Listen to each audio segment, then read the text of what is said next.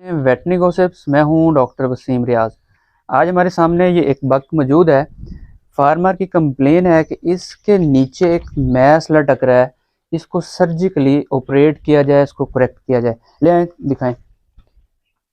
یہ دیکھیں، یہ یورینیشن کے قریب ہی، یورینیشن ایریا کے قریب ہی یہ دیکھیں یہ موجود ہے، ایک میس موجود ہے۔ اب اس کو ہم ڈائگنوز کریں گے کہ کس طریقے سے یہ کریکشن کی طرف جائے گا۔ اب یہ دیکھیں، جیسے اس کو دباتے ہیں ہم، یہ انگلی اندر کی طرف چلی جاتی ہے۔ یہ کس چیز کو انڈیکیٹ کر رہی ہے کہ یہ ہرنیا کی ایک ٹائپ ہے، سمال سائز ہرنیا ہے، یہ جو اس جانور کے اندر ہم نے ڈائگنوز کیا ہے۔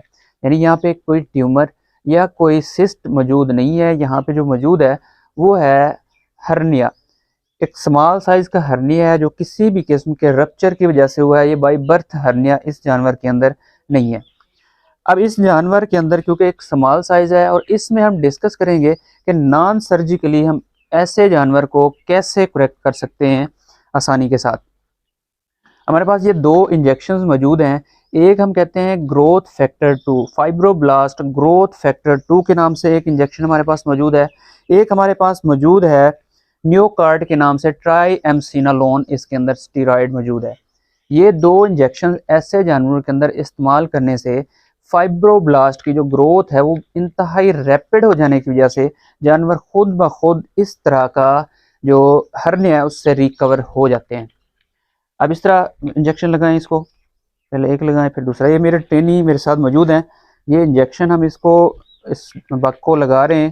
اس کے ساتھ ہم یہ بھی ڈسکس کریں گے کہ اگر آپ کے پاس اس طرح کا انجیکشن یا یہ چیزیں اویلیبل نہیں ہیں تو آپ کس طرح جانور کو اس طرح کا ہرنیا بغیر سرجری کے کریکٹ کر سکتے ہیں۔ یہ دیکھیں دونوں ڈوزز اس کی لگ چکی ہیں۔ اس وقت آپ سکرین کے اوپر بھی یہ دونوں انجیکشنز دیکھ سکتے ہیں، دونوں اپیئر ہو رہے ہیں۔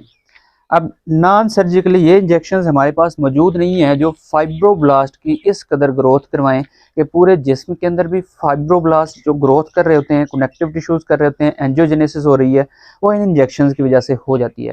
اگر یہ موجود نہیں ہے، گھر پہ ہم کس طرح سے سمال سائز ہرنیا ہے اس کو کریکٹ کیسے کر سکتے ہیں؟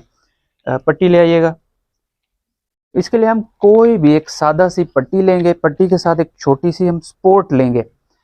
سپورٹ یعنی اس جگہ پہ جو ہرنیا آیا ہوا ہے اس جگہ کو ہم ہرنیا ریڈیوس کریں گے۔ سب سے پہلے ہمارا کام کیا ہوگا کہ اس ہرنیا کو ہم ریڈیوس کریں گے، جو ایریا، جو چیز، جو انٹسٹائن، جو بھی مواد باہر آیا ہوا ہے اس کو ریڈیوس کرنے کے بعد ہم یہاں پہ پٹی باندھ دیں گے تاکہ جانور کے اندر نیچرل فائبروبلاسٹ سے جو ایریا اوپن ہوا ہے وہ ایریا کلوز ہو جائے۔ دکھائیے گا، اس کو ایک دفعہ فولڈ بھی کر لیں۔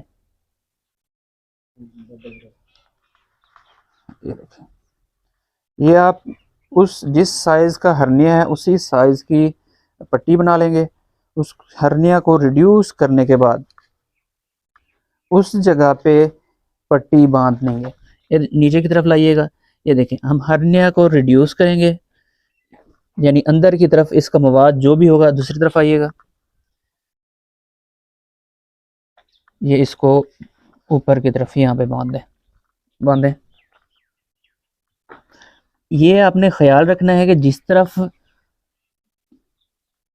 ہرنیا ہے اسی طرف آپ نے باندھنا ہے، بجائے اس کے کہ اس کا جو پریشر ہو، یورینیشن سائیڈ ہو، اس کا جو یوریتھرا ہو وہ بائنڈ ہو جائے۔